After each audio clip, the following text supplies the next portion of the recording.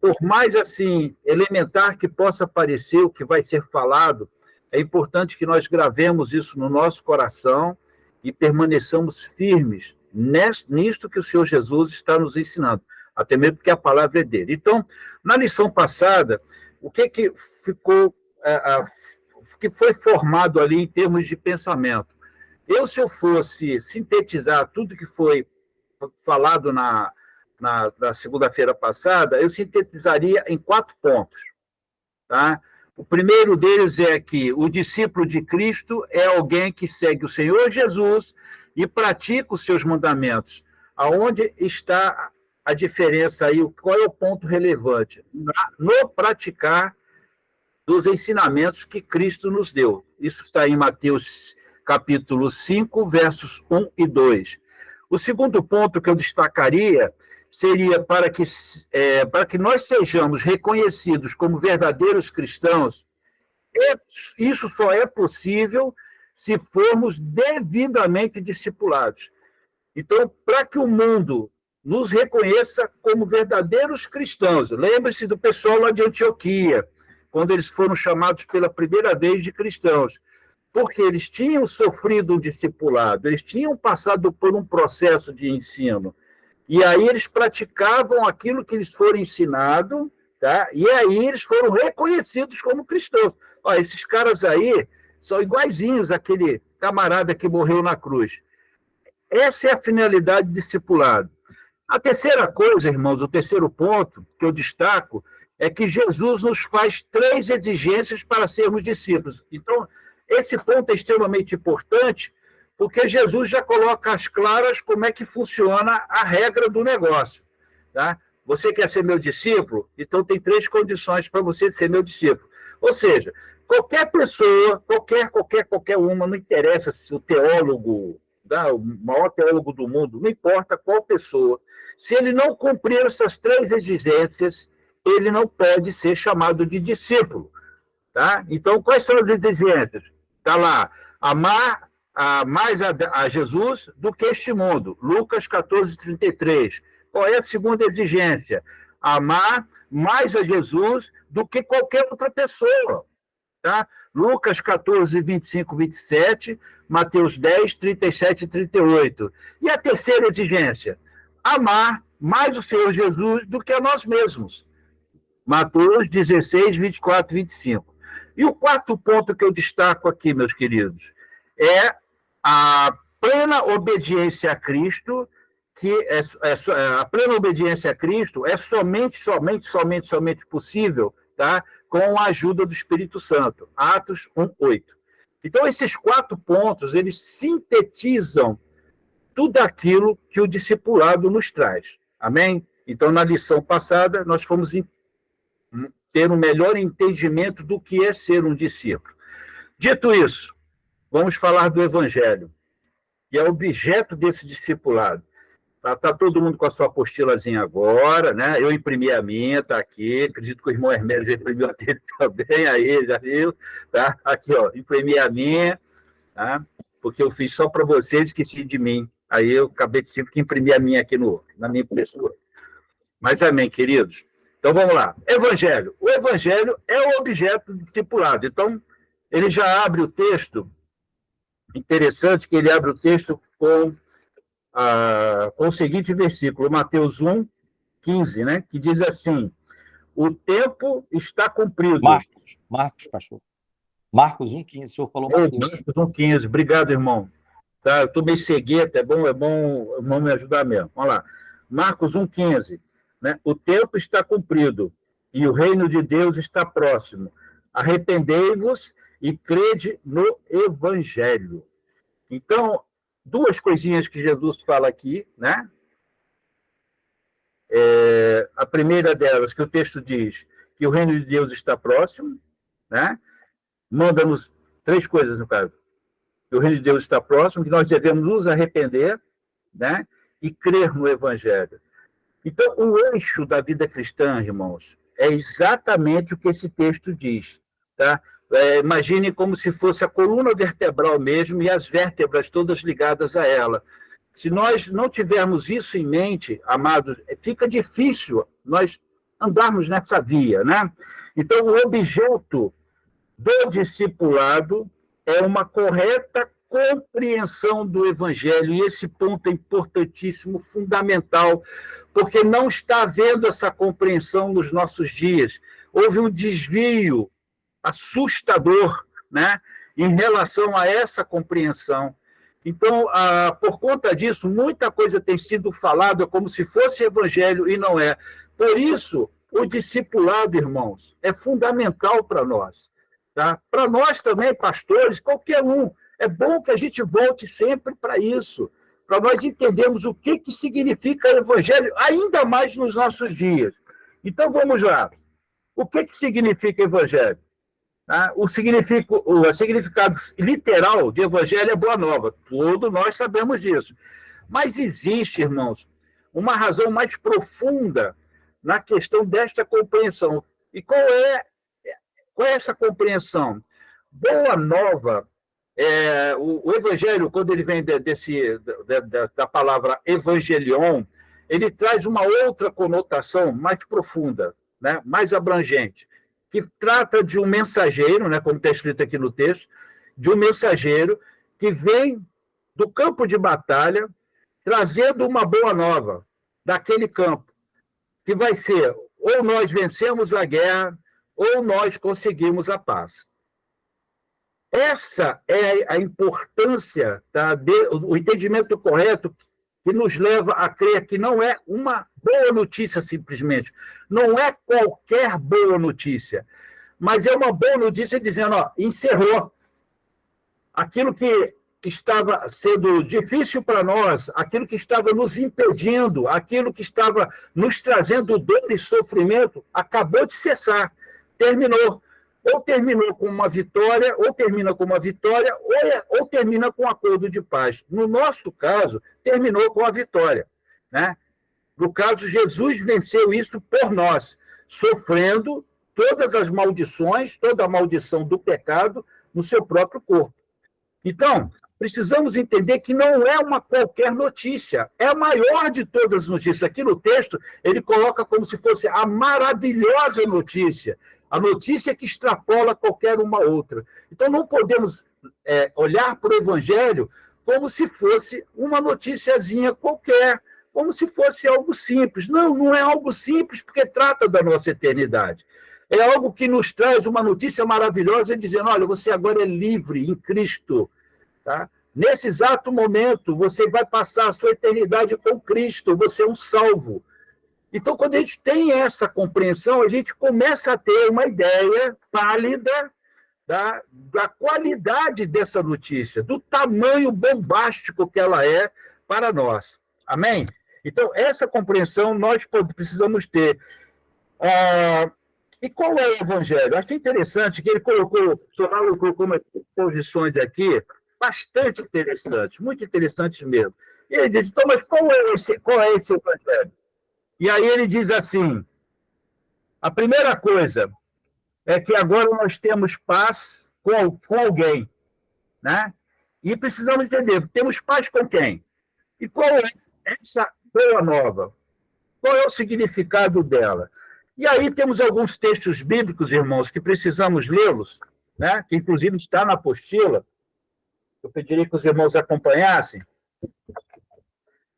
Que diz assim, lá em Romanos, capítulo 1, verso 16a. Não me envergonho do evangelho de Cristo, pois é o poder de Deus para a salvação de todo aquele que crê. Poder de Deus. Poder de Deus, gente. Algo que nós não conseguimos mensurar. Então, não tem como nós calcularmos, não tem como nós medirmos, não temos como nem imaginarmos o tamanho desse poder. Mas o evangelho, a palavra diz que ela é o poder de Deus. Eu acho isso interessante, forte demais, porque precisamos ter a compreensão bíblica do Evangelho, não essa compreensão trouxa que está tendo aí fora, mas a compreensão bíblica. Evangelho é poder de Deus. E quando isso penetra no nosso coração, e nós entendemos que isso transcende qualquer coisa que nós imaginamos como se fosse poderosa, se você imaginar todo o exército russo somado ao exército chinês, somado ao exército americano, não passa nem raspando o poder de Deus. É esse poder que criou o universo inteiro, esse poder que faz o sol brilhar, né? O poder que faz a lua brilhar também, o reflexo do Sol, que faz os planetas girarem nas suas órbitas perfeitas, o poder sustentador do universo, o poder que recupera um viciado, um bêbado, um assassino. É esse poder, gente. É algo que não dá para pensar, não dá para dimensionar, só dá para a gente ver com a fé. Esse é o ponto. Se nós tentarmos descrever o tamanho dele, a gente não consegue, não tem papel que vai caber isso. É esse poder transmitido através do Evangelho. Porque a Bíblia diz, Paulo falando, o Evangelho é o poder de Deus. Não podemos esquecer disso. Amém. O segundo texto diz assim, porque todos pecaram e destituídos estão da glória de Deus, sendo justificados gratuitamente pela sua graça, pela redenção que há em Cristo Jesus, do qual Deus propôs para propiciação pela fé, no seu sangue, para demonstrar a sua justiça pela remissão de pecados dantes cometidos, sob a paciência de Deus, para a demonstração da sua justiça nesse tempo presente, para que ele seja justo e justificador daquele que tem fé em Jesus. Romanos 3, 23 a 26. Vai ter um capítulo que vai falar sobre justificação e, com toda certeza, não vamos conseguir estudá-lo num dia só. Tá? Para mim, na minha opinião, é o principal capítulo, tópico desse estudo que nós vamos fazer. Nós vamos gastar o tempo que for necessário, porque precisamos todos entender o que é a justificação. Tá? E aqui, esse texto fala que Deus teve paciência com aquilo que nós éramos, com os nossos pecados, tá? Até a hora que ele elaborando esse plano de salvação e aplicando ele, tá? A partir desse momento, ele propõe para nós uma justificação, ou ele nos justifica, porque ele é santo, gente. Deus não admite pecado sob forma alguma. Não tem essa de pecadinho, pecadão. Deus abomina pecado. Os olhos dele não podem contemplar pecado. E na sua imensa justiça, tá? A sua santidade, a sua pureza requeria uma punição para o pecado. E essa punição estava sobre nós, sobre cada um de nós, e nós precisamos entender isso. Tem muita gente que não consegue entender, sou salvo do quê? Do que eu sou salvo? Né? A pessoa não tem... A primeira coisa que ela precisa entender é que ela estava sob uma égide de condenação, uma espada estava sobre a cabeça dela, nossa, no caso, né? Uma espada pronta a nos cortar pelo meio, a nos matar, nos destruir. Isso já estava exposto sobre nós desde o dia que Adão pecou, desde o dia que Adão infringiu, transgrediu o mandamento de Deus. Essa desobediência, por causa dele, a terra toda foi amaldiçoada. Todo homem foi maldito por causa do pecado de Adão. E até então a gente trouxe essa sentença sobre nós. Então imagina uma espada sobre a sua cabeça, pronta a descer a qualquer momento. O que Deus fez quando nós aceitamos a Jesus como Senhor e Salvador das nossas vidas? Ele nos tirou dali, debaixo dessa espada, e colocou Jesus ali. E muita gente também não entende isso. A salvação, ela foi uma substituição, irmãos. Ela foi vicária. Jesus assumiu sobre si toda a condenação que estava para nós. Ele bebeu aquele fel amargo no nosso lugar. Quem tinha que morrer era nós. Então, a mensagem é tão simples que ficou banalizada. E hoje as pessoas, por conta dessa banalização, não entendem o poder disso. É o que Paulo está dizendo. O Evangelho é o poder de Deus, e o poder de Deus está exatamente aí. quando Deus faz uma substituição. Ele nos tira debaixo desta condenação e coloca Jesus ali. Por isso que Isaías diz que a Deus agradou moê-lo, porque aqui naquele momento, naquele exato momento, Deus olha para o pecado em Cristo. Não que Jesus tivesse pecado, não tinha, mas precisava ser um ser sem pecado para assumir toda aquela culpa. Um ser limpo, puro.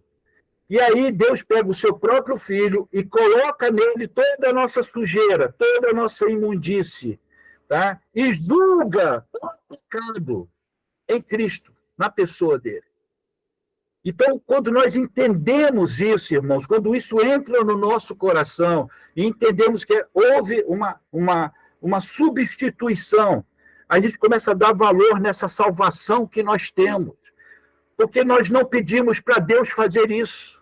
A Bíblia diz que não há nenhum homem que queira ele. Todos correm para o pecado, todos correm para fazer o mal. A palavra de Deus diz que o nosso coração é mau e dele procede todas as coisas ruins.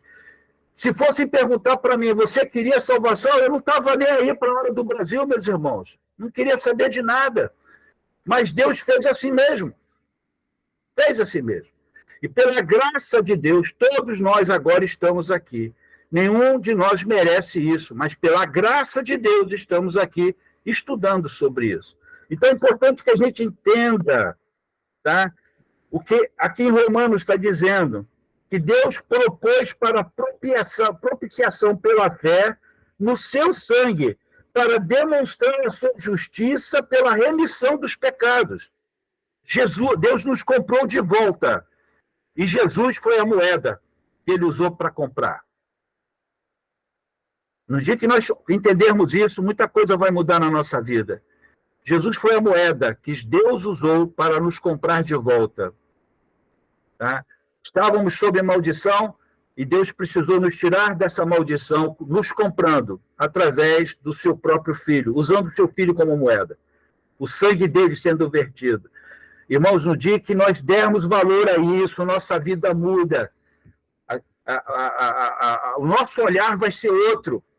É porque não temos a compreensão exata do que é salvação. Tá? Agimos da maneira como agimos. Displicentemente, de qualquer jeito, relaxadamente. E é por isso que precisamos entender o que a palavra de Deus diz.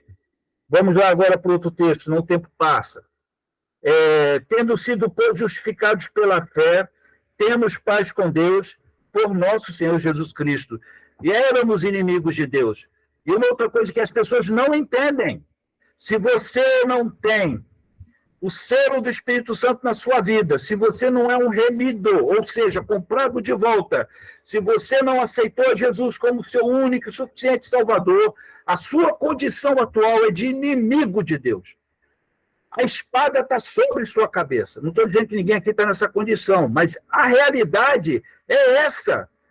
Aquele que não tem a certeza da sua salvação, que não entende isso, que não compreende isso, precisa entender e precisa se voltar para Cristo quanto antes. Em Romanos 5, 8, 10, diz assim, Deus prova o seu amor para conosco, em que Cristo morreu por nós, sendo nós ainda pecadores. Nenhum de nós queria nada, hein? Nenhum de nós queria nada, é isso que o texto está dizendo. Mas mesmo assim, Jesus morreu por nós. Logo, muito mais agora, tendo sido justificados pelo seu sangue, seremos por ele salvos da ira. Por quê? Nós, sendo inimigos, fomos reconciliados com Deus pela morte de seu Filho.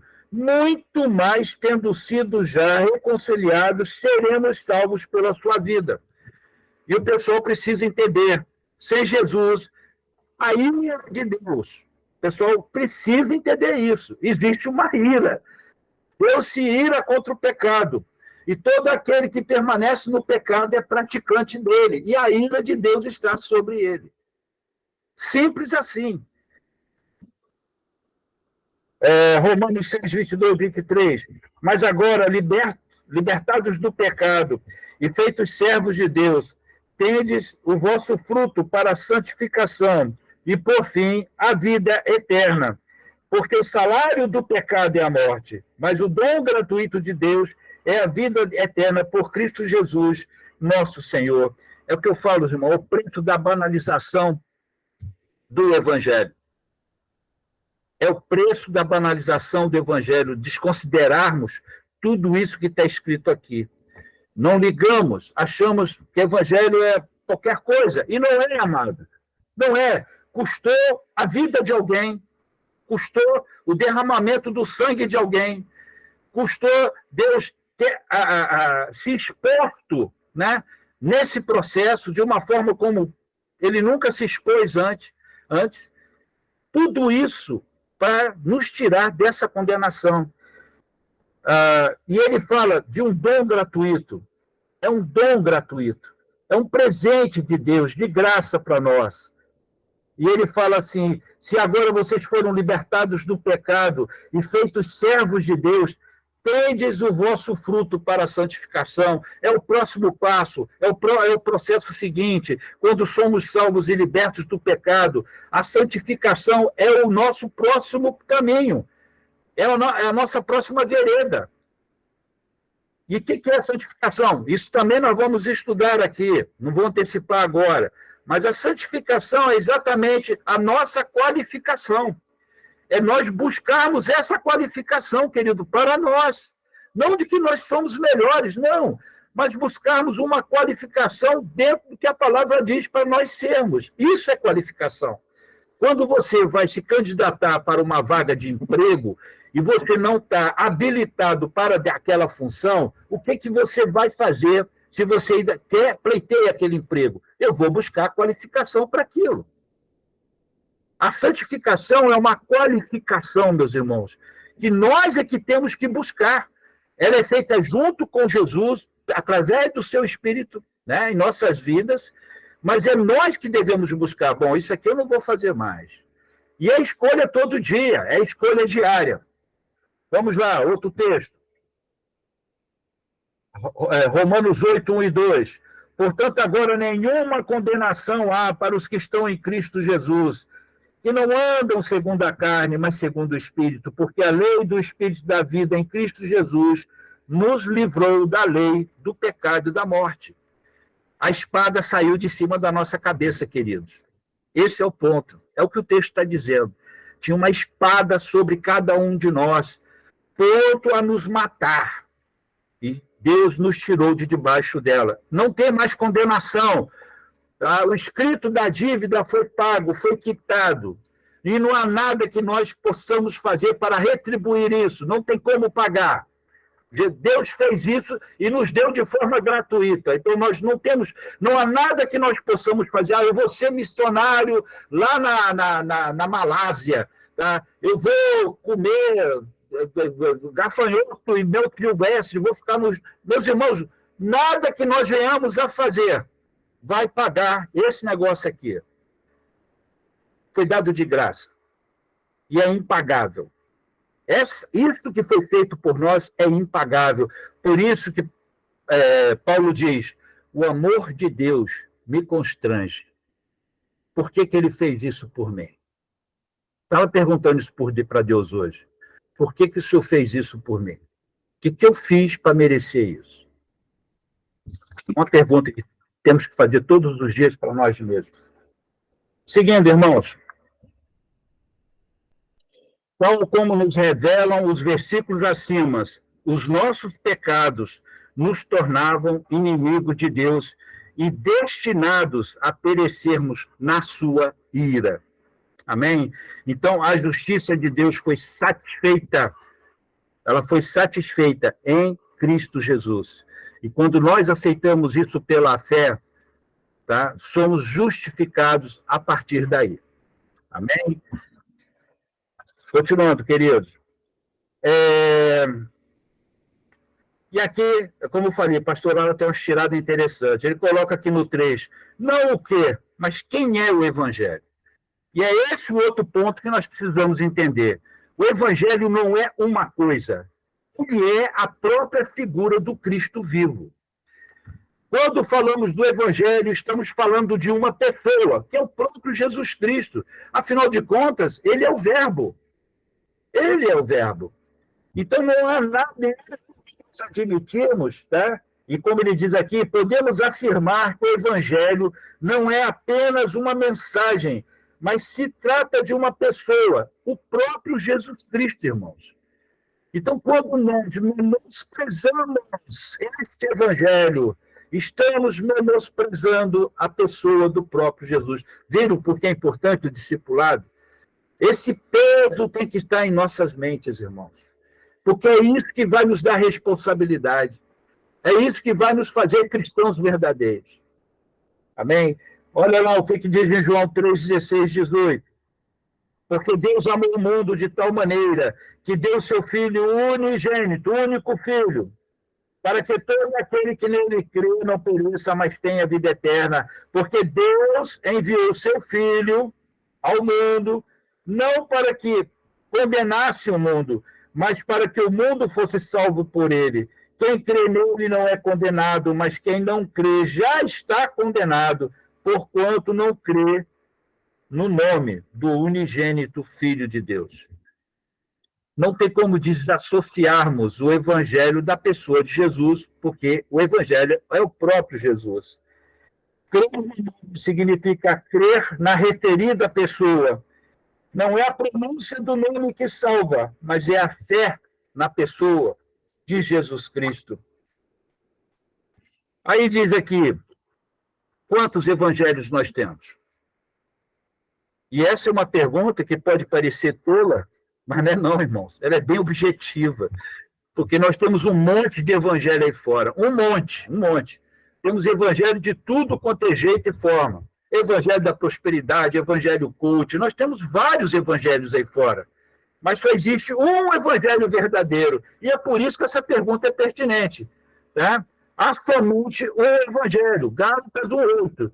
Mas ainda que nós mesmos, ou o anjo do céu, vos anunciar outro evangelho, além do que já vos tenho anunciado, seja anátema, amaldiçoado. E aqui está um esclarecimento importante, porque tem muitos de nós, que aceitam frases de efeito dos pregadores dos outros evangelhos.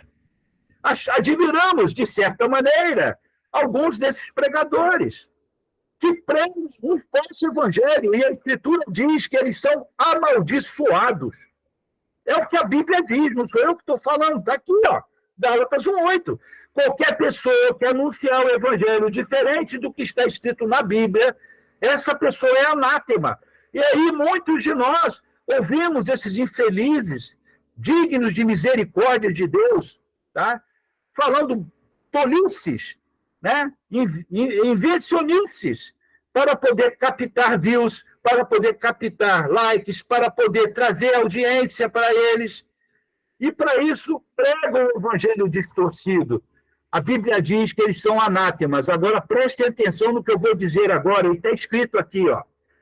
Aqueles que admiram estas pessoas estão se tornando amaldiçoados também, porque estão comendo de algo errado, algo ruim, de um alimento impuro, de algo totalmente fora do que a palavra diz. Você está se amaldiçoando também.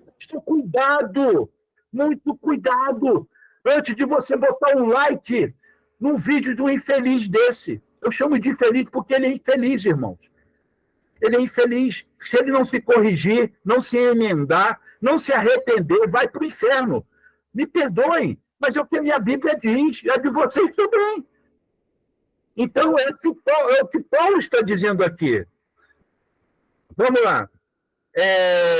Anátema significa algo maldito, ou seja, nesse contexto, qualquer outro ensinamento que se passe pelo Evangelho deve ser rejeitado e tido como algo amaldiçoado por Deus. Preste atenção nisso, porque é o que o texto diz. Tá? Portanto, não há outro Evangelho, embora encontremos o mesmo Evangelho sendo chamado das seguintes maneiras. Aí nós vamos ver, tá? O nosso Evangelho, o puro Evangelho, o Evangelho verdadeiro, na Bíblia sendo chamado de formas diferentes. E quais são essas formas? Isso apenas para enriquecer o nosso conhecimento. Evangelho de Deus, né? Porque Deus é a causa e a finalidade do Evangelho, precisamos entender isso. O Evangelho surgiu primeiro no coração de Deus. No coração de Deus. Então já estava lá. Quando o homem pecou, falou assim: agora sim, agora eu vou dar uma boa nova para esse camarada. Aí nós vamos ver isso aonde? Gênesis 3,15. A primeira promessa, irmão, já começou ali. Tá? Que Jesus iria esmagar a cabeça da serpente. A serpente ia ferir o calcanhar dele, mas ele iria esmagar a cabeça da serpente. Foi a primeira menção sobre esse evangelho. Então, começou aonde? No coração de Deus. Amém? Vamos lá, Evangelho de Jesus Cristo é outra forma que é chamada também. Porque o Evangelho é, como nós falamos agora há pouco, é a própria pessoa do Senhor Jesus. O Evangelho de Reino, isso aqui, tá? Reino, não é reino físico. Estamos falando de um reino no nosso coração. E o povo lá atrás não entendeu isso. Achou que Jesus veio para ser rei deles físico. Não. Veio primeiro para reinar aqui. Vai haver um reino dele, onde ele é o Senhor. Ele já é o Senhor. Mas esse reino existe, é um reino visível. Mas quando ele veio nesta terra, foi para implantar o reino dele no nosso coração. Evangelho da graça. Isso aqui é fundamental, maravilhoso. Porque foi somente pela graça de Deus, sem qualquer merecimento humano, que o Evangelho nos foi concedido. Foi pela graça, irmãos. É como eu falei agora há pouco. A nossa oração, todos os dias, tem que ter esse ingrediente nela. Deus, por que o Senhor fez isso por mim? O que eu fiz, Deus, para merecer essa bênção gloriosa? A gente pode ficar sem comida, sem roupa, ficar doente, ficar na estrada, ficar a pé. Mas, gente, se a gente tem a salvação, a graça de Deus sobre nós, a gente não precisa de mais nada. Já temos tudo que nós precisamos. O Evangelho da paz. Por quê? Porque nos uniu a Deus. Esse Evangelho nos uniu a Deus de volta, nos trouxe. Nós não somos mais inimigos de Deus, não temos mais essa condição. Estamos unidos agora nele, através de Jesus Cristo. E é o objeto dessa salvação, tá? Fala aqui, quando ele fala aqui Evangelho da paz, é por causa dessa união. E no Evangelho da salvação, temos que ter também em consideração que o objetivo desse Evangelho, porque ele é de salvação, é porque é a salvação da nossa alma. Vamos lá, Evangelho eterno, lá no 7. Porque o Senhor e Salvador Jesus Cristo é eterno. E se nós formos ler lá em Mateus 24 e 35, que eu já até deixei separado aqui, deixa eu ver se está aqui. Tá. Nós lemos o seguinte, Mateus capítulo 24, 35. O céu e a terra passarão, mas as minhas palavras não passarão. Ele é eterno porque é isso. Vocês sabem qual a única coisa que vai subir com a gente para o céu? Já pararam para pensar nisso? É a palavra, irmãos. É a única que vai subir. Nada mais sobe conosco, mas a palavra sim. Amém? Estamos terminando. Isso aqui, gente, é realmente o fechamento, mas é um fechamento com coroa mesmo. Como somos salvos pelo Evangelho? Somos salvos somente pela graça de Deus, por meio da fé em Jesus Cristo. Ou seja, se por um lado a graça foi a ação amorosa de Deus para nos salvar em Cristo, por outro, a fé em Cristo, como nosso único Senhor e Salvador, deve ser a nossa reação a tão grande amor para que sejamos salvos. Gente, isso é lindo demais. Deus, através do seu amor maravilhoso, ele age a nosso favor, derramando sobre nós a sua graça. E qual é a reação que ele espera de cada um de nós? Qual é a reação que nós devemos ter a essa graça esplendorosa, maravilhosa, uma graça que nós não podemos entender? É a nossa fé em Jesus Cristo, queridos. Esse é o ponto. A graça de Deus nos move em direção a essa fé. A nossa reação natural, a partir do momento que nós somos inundados dessa graça, percebemos a nossa condição de pecadores, percebemos a nossa insuficiência de podermos alcançar, tá, a condição de ter paz com Deus pelo nosso próprio esforço. Quando nós entendemos tudo isso e a graça de Deus nos inunda, a reação que vem logo a seguir, a reação de uma pessoa arrependida, a reação de alguém que realmente foi transformado, porque é um ato de transformação, isso é ato, é mudança na hora, é Deus imputando em nós a sua justificação, nos tornando santos perante a sua face. A reação a todo esse conjunto de situações que acontecem conosco é quando nós cremos e colocamos os nossos olhos em Cristo Jesus. Amados, eu vou finalizar com isso. Eu entendo, tá, o ato da salvação, porque é um ato. Salvação não é processo. Processo é santificação. Salvação é ato.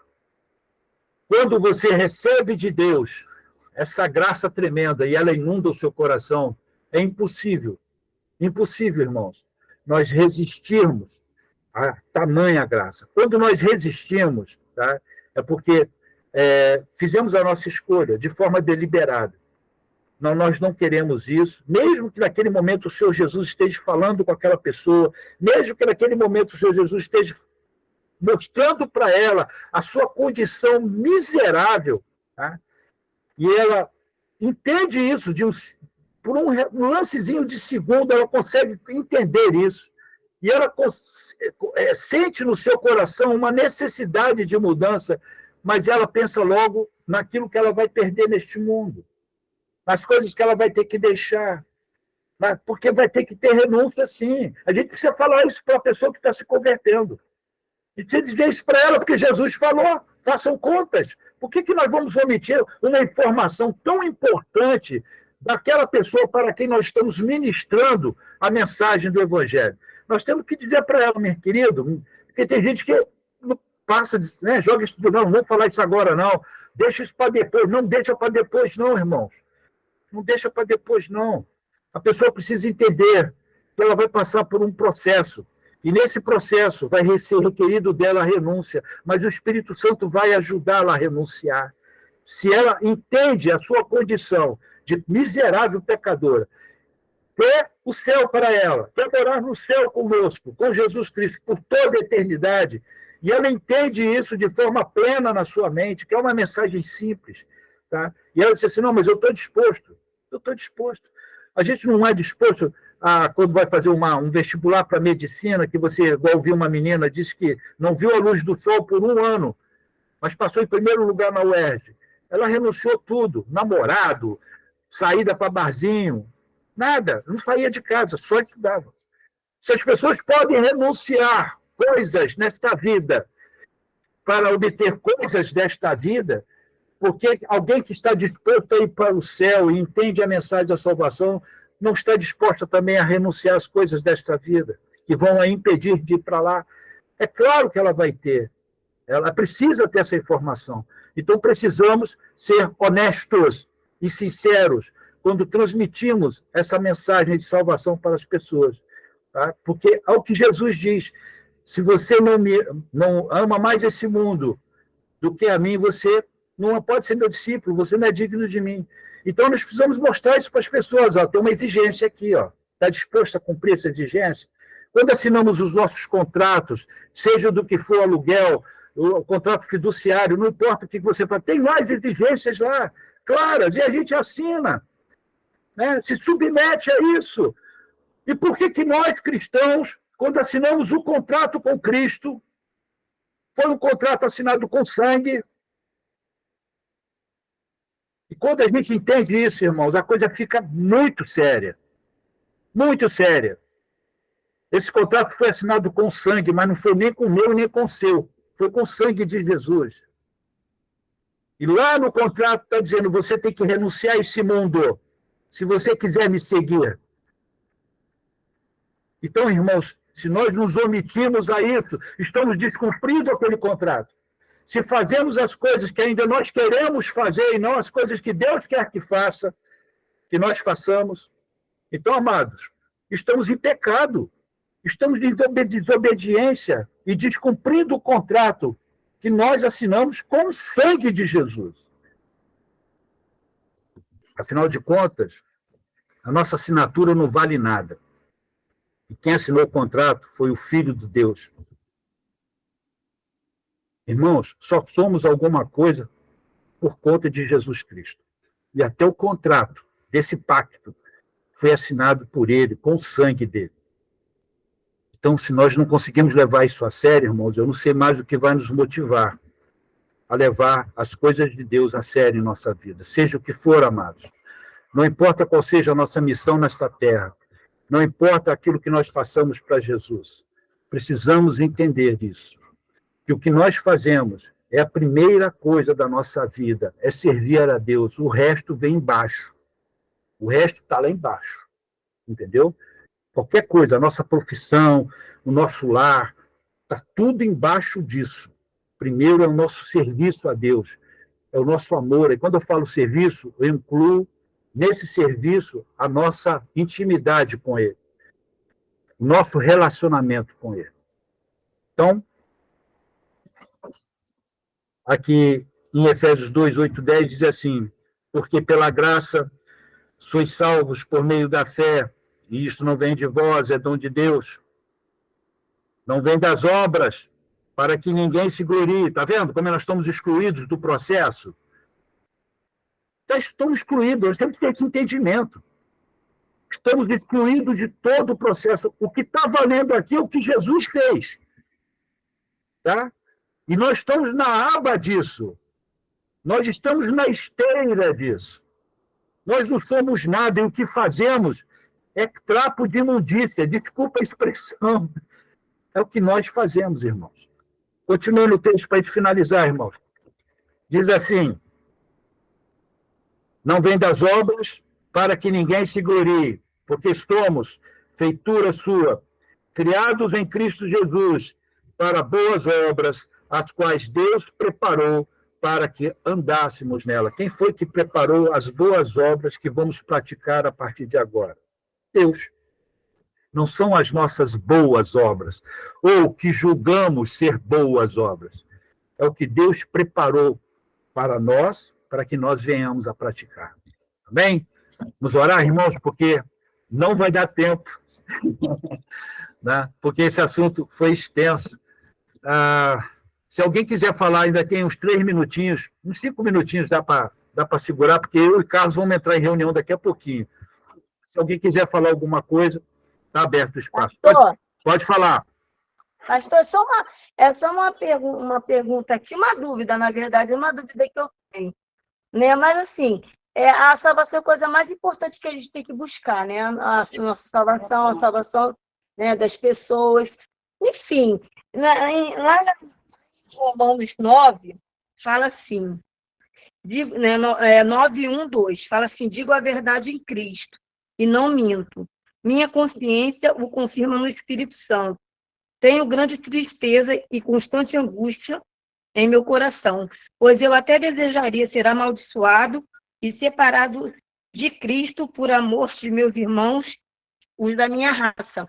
Aqui, no caso, é Paulo falando, então, ele está querendo dizer o que aqui? Que ele abriria a mão da salvação dele por amor aos irmãos dele? Posso falar, pastor? Pode falar, pode falar, por favor. Pode. Marcinha? Márcia. Isso. Olha só, Marcinha, aqui, na sequência, que eu estou aproveitando o tempo, Paulo, quando está dizendo isso, ele vai começar a falar sobre a questão da rejeição da salvação pelos judeus, tá? E a entrada dos gentios, que somos nós, ou todos não judeus, na fé. Então, o que ele está dizendo é, se ele pudesse fazer o mesmo que Cristo fez pelos irmãos dele, porque ele amava tanto a nação de Israel, ele faria. Mas o sangue de Paulo, nem de Cleiton, nem de Carlos, nem o seu, nem o de Reginaldo, não salva ninguém. Só o de Jesus. Entendeu? O que ele está dizendo é, eu não odeio os meus irmãos, muito pelo contrário. eu amo os israelitas. E ele sentia grande tristeza e dor no coração pela rejeição de Israel, tá? Porque ele mesmo desejaria ser anátema, porque Jesus foi anátema. Jesus se fez maldição por nós. Ele faria isso pelos irmãos dele segundo a carne, ou seja, descendência sanguínea de Abraão, Isaac e Jacó, tá? Aí você vai seguindo o seguinte, o 4 e o 5 vai dizer, ó, eles são israelitas, eles são nós, ele não vai dizer que eles são ruins, eles são israelitas, pertence a eles a adoção e também a glória, as alianças, a legislação, o culto, as promessas, deles são os patriarcas, dele descende Cristo, segundo a carne, o qual é sobre todos, Deus bendito para todos sempre. Amém. Tá? Então, o que ele está querendo dizer, ele vai dar uma palhinha aqui, uma fala sobre essa rejeição de Israel. Então, ele vai entrar dizendo, se eu pudesse, ele poderia morrer, mas de que ia adiantar a morte de Paulo? O sangue dele não salva. Amém? Ele está só expressando o grande amor que ele tem pela nação dele. Amém. E ele vai dizer, 9, 10 e 11 de Romanos, não é parêntese, mas é um tratamento à parte ali no meio, dentro de Romanos, sobre essa questão Israel e gentios, né? Tem, inclusive, pastores, infelizmente, como o pastor Cleide falou, pastores que apostataram assim da fé, aparentemente, Deus que o vai julgar, que por achar muito complicado, ele diz, a Bíblia não precisava ter Romanos 9, 10 e 11. Né? Absurdo falar isso. Quer dizer, o Espírito Santo errou quando mandou Paulo escrever 9, 10 e 11. Mas amém. Desculpa, pastor Cleiton, foi porque já estava Não. Tirou minha dúvida. Amém. Eu não teria respondido melhor, meu amado. Que Deus te abençoe. Irmão Hermélio, você levantou a mão aí, meu amado. Pode falar. Pode falar. Já baixei, já. É irrelevante o que eu ia comentar. Está tranquilo, está completo. Vamos orar, porque vocês estão em cima da hora. Amém. Glória a Deus, queridos.